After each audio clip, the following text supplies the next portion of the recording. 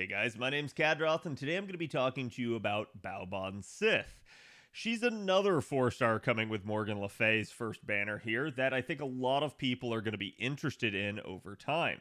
So one of the big things that I've tried to talk with people about with her is how good of a solo artist she can actually be. So, ironically enough, a lot of people have a tendency to compare her to Tristan, her OG form, because she is Fairy Knight Tristan. And there's a reason for that. A lot of Baobhan Sith's kit is very similar to Tristan, but honestly, while Tristan does some stuff different that I can say is better, I would say overall the holistic kit of Baobhan ends up being the better option, as she is just much more fluid and capable of popping off for you. And so that's going to be one of the big reasons to actually have Baobhan. She's an amazing single target archer, regardless of the fact that she is quick. I think a lot of people are going to look at Baobhan and try to judge her by that primary card type that she has, and they're maybe going to find themselves wanting a little bit. But the reality here is that Baobhan is going to be much better than just your typical boss killer or just your typical, farming type of unit trying to handle a middle wave for you. Baobhan can do a lot of crazy stuff, and I'm going to talk about that as we go through. So again, let's go ahead and start out by looking at Baobhan's kit here. You guys can see she starts at about 9.4k attack. This is a very good attack number. We were actually talking about this on Barghest yesterday, that Barghest only had 8.7. That basically I like to see, again, somewhere in the 9k plus range for 4 stars for me to consider them to have good attack power. We do occasionally see some units that have about 10k, but obviously Baobhan is right here in that 9k range, and that is perfectly fine. She's going to be really good for her attack power for this. Now, her HP is certainly not as good as Barghest was. This is again down in the 12k range, but this is perfectly fine for a 4-star. This is actually pretty respectable regardless, and so it doesn't need to be too crazy. I do think, though, as far as we're comparing them in terms of being challenge units and being solo artists, Barghest is basically going to end up having that edge still on the HP, and that's just going to be because of her ability to increase her HP with her NP. Baobhan doesn't have that, so Barghest is going to have that little bit of extra advantage there, but it doesn't mean that Baobhan still can't solo things. It doesn't mean that she can't get away with some things that even Barghest can't. And so we're going to talk about that as we start going through the skills there, especially. So now looking at this, she is Earth attributed. She is a archer again, so she has pretty typical star absorption for an archer, but she does have a little bit extra star generation compared to a normal archer, and that's going to be a nice thing for Baobhan, especially given the fact that we already know that she is quick-centric. So this is going to help her pop off a little bit better. You're going to have plenty of stars if you're using her, and that's going to be a nice thing for you. Now, looking at her overall NP gain right here, it's only 0.58. It's a little bit higher than average, but not very much. And I think the major concern here is that 0.58, she is a quick unit, and quick units are not known for their NP gen. So I think you're going to have a little bit of an issue with refund sometimes. But Baobhan can make up for that with her skills. Baobhan can make up for that with her card performance. So it's not all going to be about the NP here, especially depending on how you use her. She has 3% NP charge defense, which again is our standard amount there, so nothing too crazy about that. Just means every hit of every attack that she takes, she will gain 3% gauge from that. Now, again, looking at her death rate here, this is at 31.5%. This is a little bit higher than normal. That is going to be something to be concerned with if you're trying to solo against something that has death rates, but don't worry too much about it. Death proccing is not that common of a feature that enemies have, so as long as you know to spot that and you maybe are taking precautions to deal with it, you should be okay. Now, again, she is chaotic evil here. She's also going to end up being female gendered, demonic, fae, humanoid, riding, servant, 7-night servant, weak to Enema Elish, and in stage 1 only a round table knight. So again, that is going to be nice because that means if you're fighting against her with someone like Morgan Le Fay, you can do extra damage to her. Seven Knight Servant is the one that got added with Draco. And then obviously, to me, the one that really speaks to me here is that she's riding trait, which is fairly rare for the archer class. So it is a interesting thing to see, but this is predominantly because they wanted to give her a little bit of extra quick performance. And so that's going to help her out a little bit down here with the cards in the NP. So looking at her overall deck here, you guys can see she is 2 quick, 2 arts, single buster. Now, again, these are all going to be average hit counts, with the exception being the quick cards. And those are the cards that you want to perform well with a quick-centric servant. So the fact that she has 2 4-hit quick cards is going to be really awesome. This does mean that she can form a triple quick chain with her NP and her 2 quick cards, but otherwise you'd have a hard time actually doing that. That being said, she does have a pretty robust arts card still, so it is kind of nice that you have the easy capability here of basically forming mighty chains and stuff like that. And certainly for solo performance, you're not going to care too much about card selection because it's all going to be available to you every turn.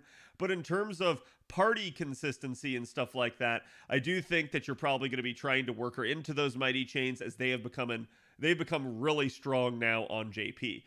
NA might get those as of anniversary this year, but it just depends. They may or may not bring that early to us. And again, you may be waiting until next Annie, not the upcoming one, in order to get them. But again, I do think that this is going to be a really, really nice thing. For Barcast, I do like her kit. I especially like the dual arts cards here because it does mean that should she find herself in a scenario where she needs to actually generate a lot of Noble Phantasm, she can do it with her card chains, and that's going to be really good. Now, taking a look at her skills here, you can see her first skill is going to increase quick performance for 3 turns and grant self-invincibility for 1 turn, as well as party evasion for 1 attack. So this is not only a 40% steroid, which is stronger than her counterpart Tristan. Tristan actually got an upgrade that gave him a quick steroid, his first steroid ever, but it was only 30%. Baobhan has 40%. Now, that doesn't necessarily mean that she's just immediately better than him, because again, what determines a unit's damage is every aspect of their kit. It's not only the steroids from their skills, it's also their attack power. It could also be the factors going in from, like, again, additional supports and stuff like that, and how well they scale with additional buffs. So do keep in mind that just because one percentage is higher does not necessarily make it better. But still, 40%, it is good. That is a strong 3-turn steroid right there, as most 3-turn steroids have a tendency to only be, again, something like 30%. So really good there. Then she has still that self-invincibility, and that's what's going to be nice is because it's 1-turn duration, so you know that it is going to protect you from whatever you may be facing that turn. And that's really good if you're trying to solo things, because in a scenario like we were talking about yesterday with Barcast, where Barcast kind of maybe wants to, like, get all of her defensive cooldowns up and rolling, making sure she's topped off on her healing, and basically having the capability to soak the damage, Baobhan doesn't necessarily need that. As long as the enemy doesn't buff strip or have invuln pierce, Baobhan can just invuln their damage and laugh at them. And so that is one of the nice aspects of Baobhan, is that she basically has that hard survival in her kit. But then to top it off, she also just grants party-wide single attack dodge, and that's really good because that can help out other units in the party staying alive. I've actually talked about this fairly recently here with a unit like Summer Kiara, just talking about how a skill like this can just help sort of alleviate the pressure on support units, especially in some sort of knockdown, drag-out fight that you have to go the distance on.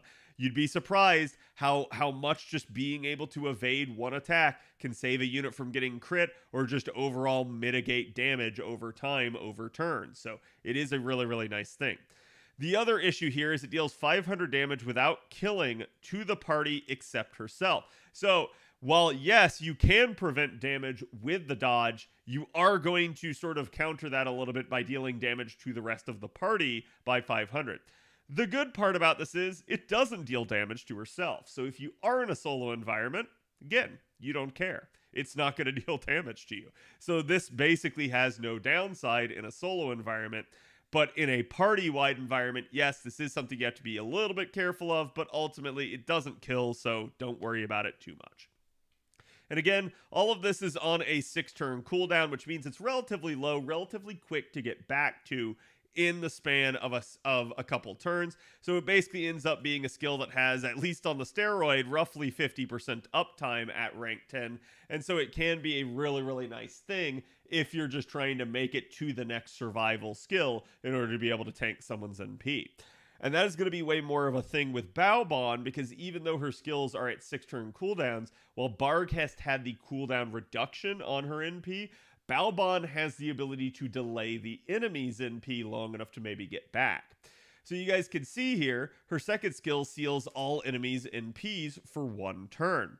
And then it can seal their skills as well for 1 turn, and then charges her own gauge by 30%. So if you guys will remember there, she already had the nice steroid, she already had the nice survival from the first skill. Now she has 2 basically 100% chance to occur NP and skill seals right here that are really good at debilitating the enemy's capability of doing things. However, the 2 things I'm going to point out about this is, 1, while it may be 100%, this can still get resisted by an enemy that has, you know, magic resistance, or again, something like debuff immunity. You're just not going to land it in that case. But so do be careful with that if you're counting on it and you're up against a boss, particularly if it's a servant, because they may have magic resistance.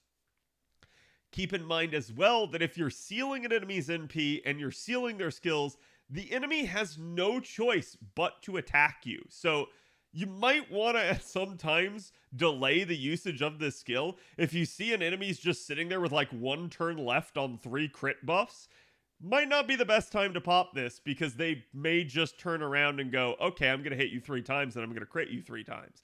That's going to be the thing you're going to have to pay attention to a little bit on Baobhan, is that you are totally removing the enemy's ability to act other than just by attacking. So do understand, whenever you pop this, you will start to just automatically receive damage. And for a boss that is maybe spamming a lot of skills, well, yeah, that might buy you a break from the skills. It's going to buy you a little bit more damage. So just keep that in mind when you go to use this. But again, it is really nice. It is going to help you sort of delay the enemy's ability to get to their next NP and pop that off. And it is going to charge yourself, allowing you to get to an NP in the interim. And this is, again, all on a 6-turn cooldown. So another really nice aspect there.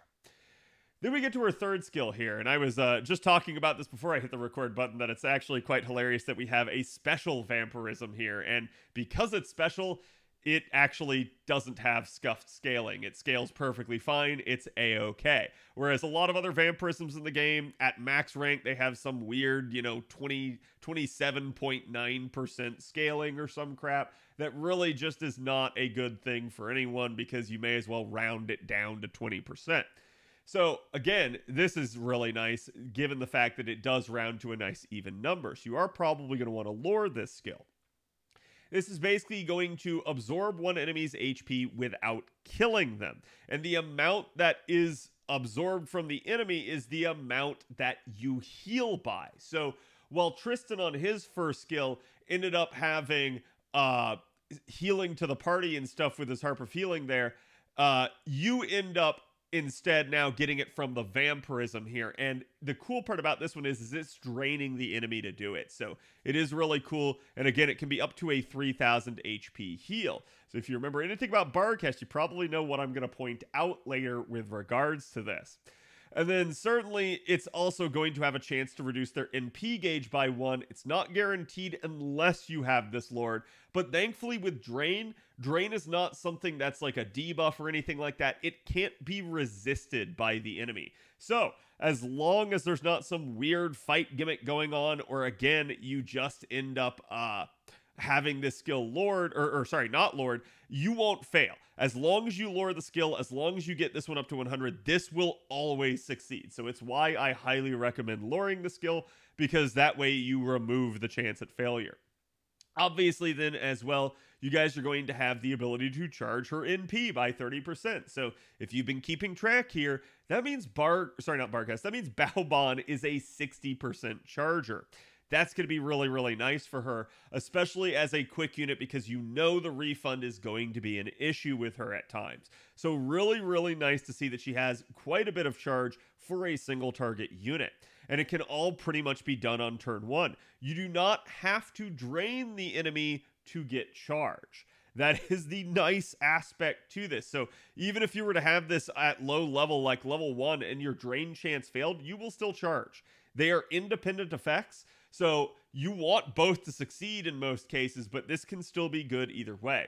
Just keep in mind, if you are going up against a boss or something like that, remember how boss charges work. Try to look at that. Try to maybe time, again, your NP seal for like right as the boss is maxed out. Try to make sure that there's no additional way that they can gain more NP.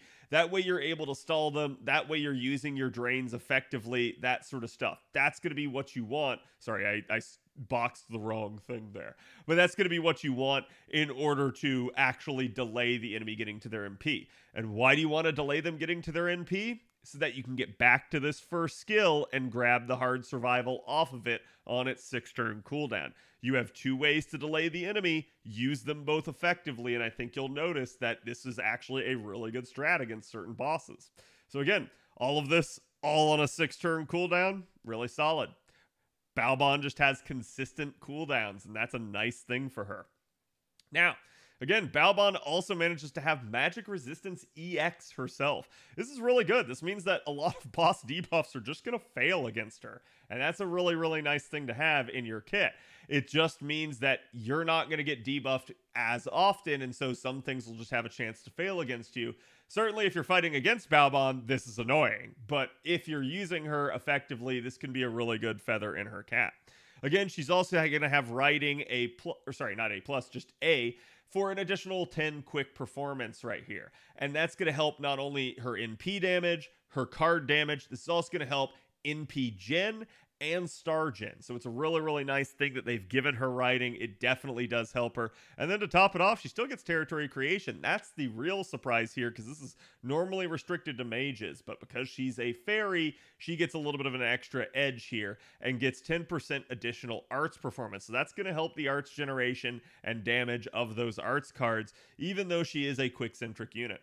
It's always a good thing. It's just going to help out more in PGen that way. Now, taking a look at her append skills here, you guys can see she has the extra attack finesse. You've already heard me talk about how good and prolific of a, solo artist she can be and how she can be used to just really take down bosses. So yes, I think in those scenarios, extra attack finesse makes perfect sense for a unit like her. However, she is a quick unit. We do know that, again, refund is going to be a little bit of an issue at times. So sometimes mana loading and just being able to start off at different increments can be really useful for her. I, for instance, do think mana loading is really strong on Baobhan, mostly because this can allow you to use, say, like a 50% craft essence, her mana loading, and one of her 30% charge skills to NP right off the bat. Get a little bit of refund, pop the other 30% charge skill, maybe pull in someone's support skill, maybe a 50% charger like Scotty, and all of a sudden, hey, boom, she's back to another one relatively quickly. So I think divvying up the charge skills can be really nice there, and mana loading is going to help you control that a little bit more. It's going to give you more options. So mana loading's still really good on her, and I think which one you prefer is going to come down to, do you want her just as a, again, sort of like one-off single NP boss killer, or do you want her as a solo artist, I'm going to take you down in a challenge scenario type deal? And that's going to be whichever one you're going to pick here. If you want the challenge and the solo, go with the extra attack. If you're going to be first and foremost a boss killer / farmer, go with mana loading. That's going to be the better option for you then. Now, looking at our third skill here, it is anti-alter ego attack damage aptitude. Just like with Bardcast, I had to point out that this is not the worst third skill that you can have for appends, because alter egos are going to be something that not a lot of classes have actual effective capability against. And taking knight classes against an alter ego is not a bad decision. And given the fact that Baobhan is a little bit more of a single target option, she kind of makes a little bit more sense than Bardcast, but still, I'd say at the end of the day, this is still the weakest of the 3 appends. It's not bad, it's just not terribly good either. So again, It's not the worst third append I've ever seen, but I would say this is still your least priority as far as coins goes for her. Now, taking a look at your Noble Phantasm here, it is a 6-hit quick single target NP.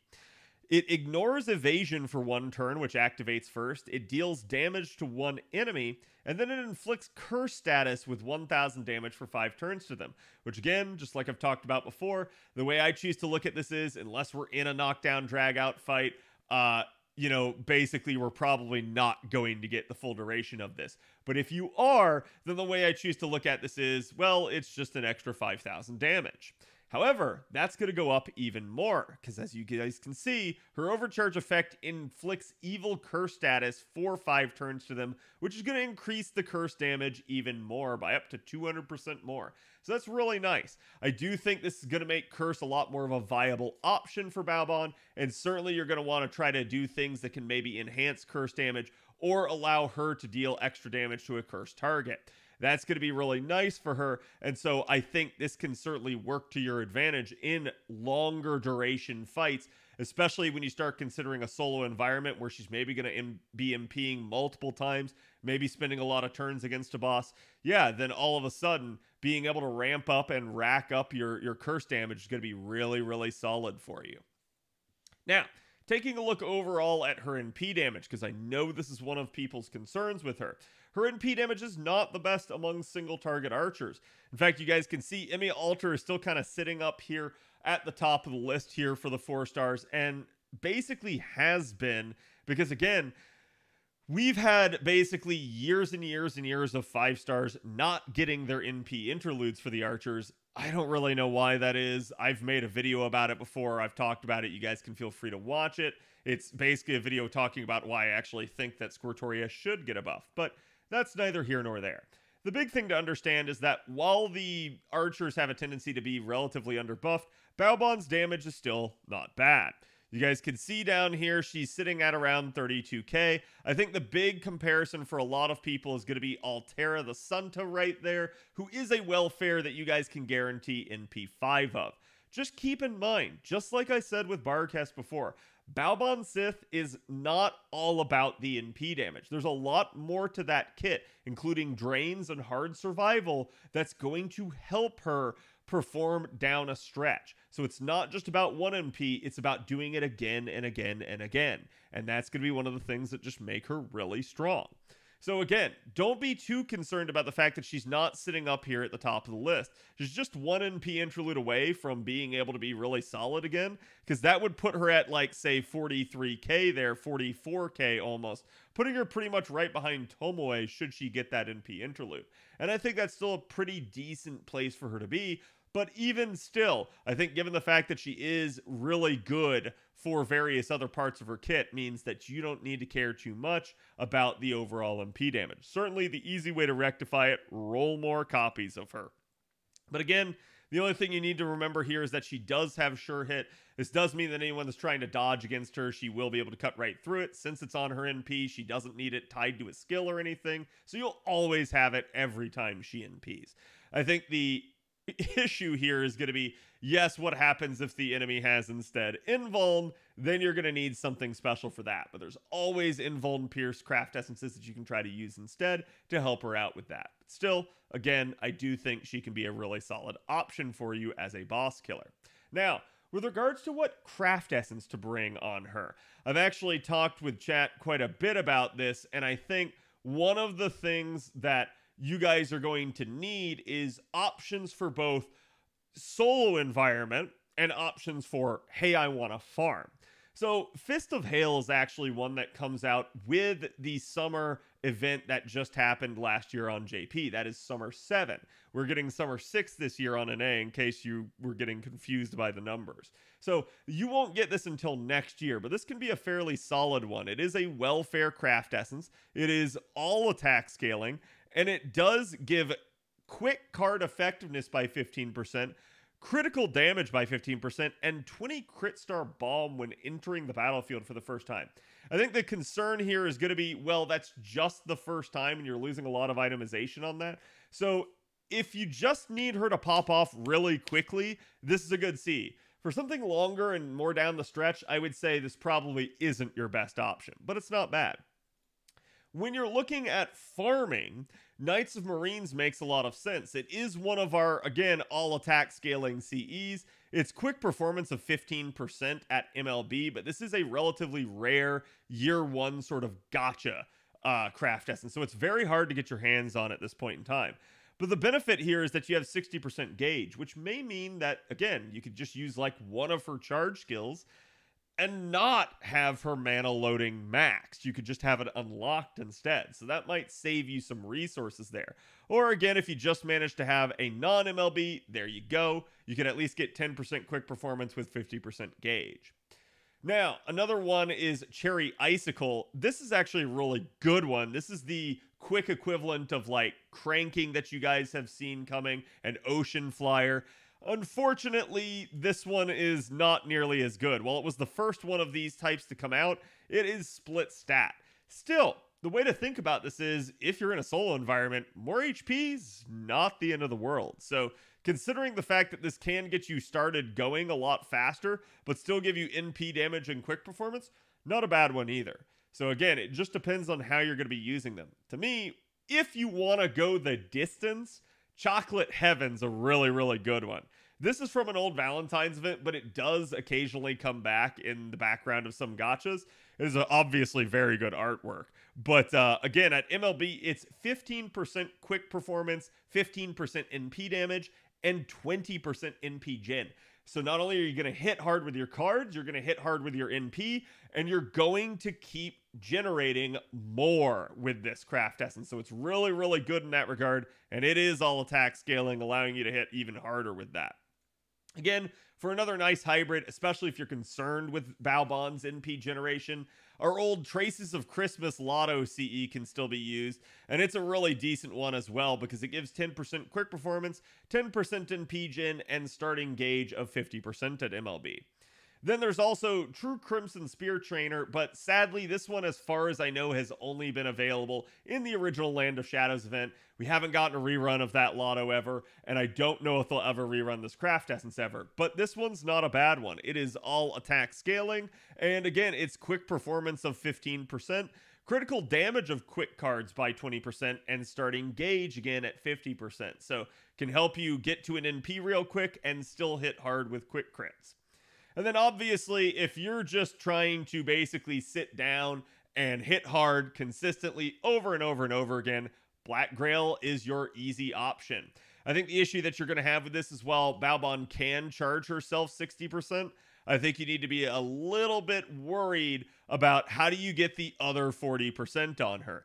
Certainly, you can use options like, hey, I've got mana loading for an additional 20%, but that's still leaving you 20% shy. So you would need some kind of overflow from some other source, or again, maybe just using your cards. But this can be nice for still like quickly, you know, within the first couple turns, getting to an NP and then hitting hard with it.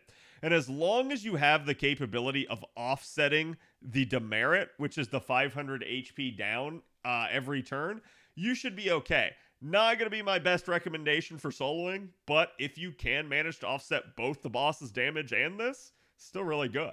Still a lot of damage extra coming out of that.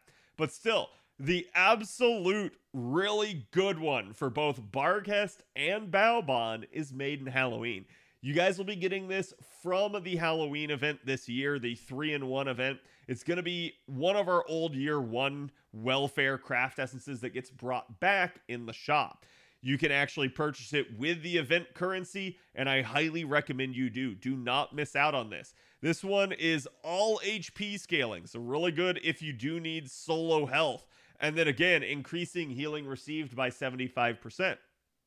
You guys will remember, she did have the demerit for HP on her first skill, but it affects the party, not herself. And then meanwhile, her third skill can heal herself up to 3,000 HP. So you can get a lot more extra healing out of that third skill.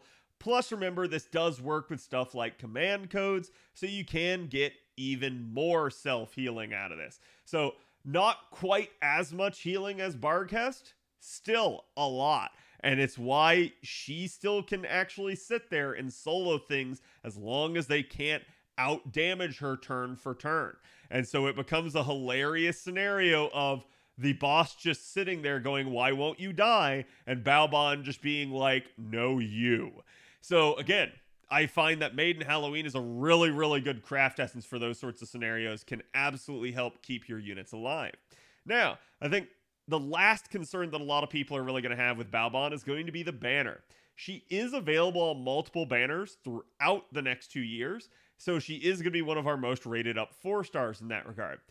Obviously, she's going to be available with the original Morgan Le Fay banner, but she comes back immediately on Oberon's banner and again on Morgan Le Fay's banner right after Oberon's banner.